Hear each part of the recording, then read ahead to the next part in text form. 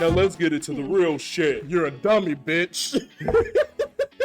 Hello, everybody. We are here live, loud, and in color at Ungodly Gossip, where we talk about some things that Rachel wants to, because I guess it's her show as well. And that's on period. What Rachel doesn't understand is that Rachel is Merle Ginsburg. I'm Michelle Visage. Not Merle Ginsburg. You can be Santino. So on today's episode, we're going to be talking about the pandemic and how it's been performing in the pandemic, as well as what we feel life will look like after the pandemic, and if drag will look the same once everything's all clear to get back into. This time last year, I would say I was just getting my bearings in the Chicago drag community, and everything got shut down. One of the last gigs I did was a review party or a watch party for RuPaul's Drag Race. I can say I've been fortunate enough to be one of the people in the Chicago scene who have been booked consistently through the pandemic. So I would say I'm very blessed and busy. Obviously, I'm a smart cookie. I'm very intuitive. I am the Raven Simonier of drag in my scene. You're Chelsea by this red hair. Chelsea in drag, Orlando out of drag. Last year, it was it really fucked a lot of people up because March is around the time where all of these colleges are reaching out to the drag queens so they can do drag shows. And I had so many college gigs set up. I was about to make coin, honey. For a lot of businesses, especially safe spaces for queer, POC, GNC, non-binary trans individuals have had to struggle and scrimp and scrangle and finagle to make sure that they can stay open.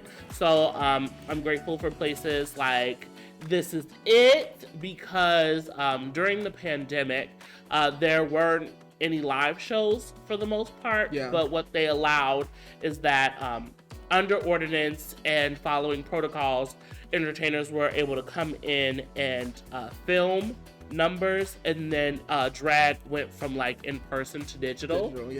And I think you can't really talk about digital drag without shouting out Bitch Puddin', because she really kicked off the whole digital drag thing by doing her show via Twitch. And it just had a domino effect in everyone's communities. No, but we were also going through, and we've talked about this in a previous episode, we were also going through our Chicago drag reckoning during the time that digital drag was starting to get its bearings. Oh, literally. I remember the letter, the Chicago drag letter. Also, because of the Chicago drag letter, Milwaukee crafted a letter. And that was something.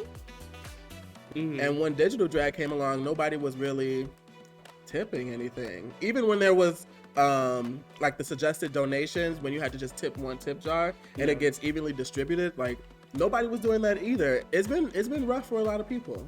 There's a lot of entertainers that didn't even get unemployment. When unemployment did come through for me, which I am grateful for, I was able to pay bills in advance, also invest in my drag. Y'all can see, obviously, I'm looking very, very beautiful right now. We actually started doing patio shows. So we have a big parking lot, so we were... Child, I don't know how y'all was doing that. I'd be so scared to perform on concrete. My ankles still have not recovered. What they say in church, a leprosy. Look at me in this leprosy print. Leprosy print. Wait, look at my neck. And that was some of the most fulfilling and scary work I've ever done in my life. Me and Persephone and Karma and Amethyst, we were the lot lizards. I don't think it'll ever be a sense of normalcy. That's definitely out the damn window. Yeah, I think there'll always be a fear of performing in crowds, especially after the pandemic. I turned 21. 6 months later, we were in a panoramic. Not the Panasonic. Then I turned 22 during a parallelogram. And now I'm about to turn 23 during the Paramount. Child. And by the time we actually get done, it's gonna be I'm gonna be 24 and a purple people eater. So I just want to say, I don't think drag will ever be the same since we're still stuck in the parentheses. We just keep saying the words. And the letter of the day is P. My name is Rachel P. Slurrz. The P stands for pussy.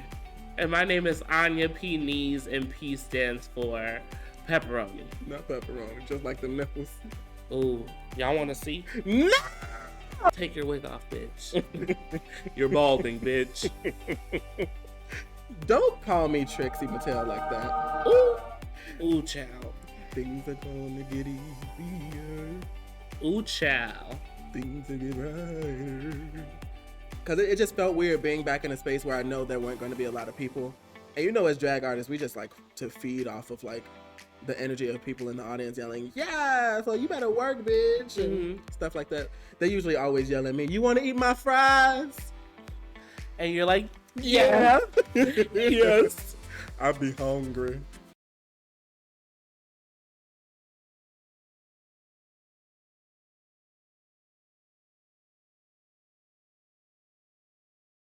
Thank y'all for tuning in today. We hope you enjoyed this episode where we talked about the pandemic and how depressing it is, but also how pretty me and Anya are.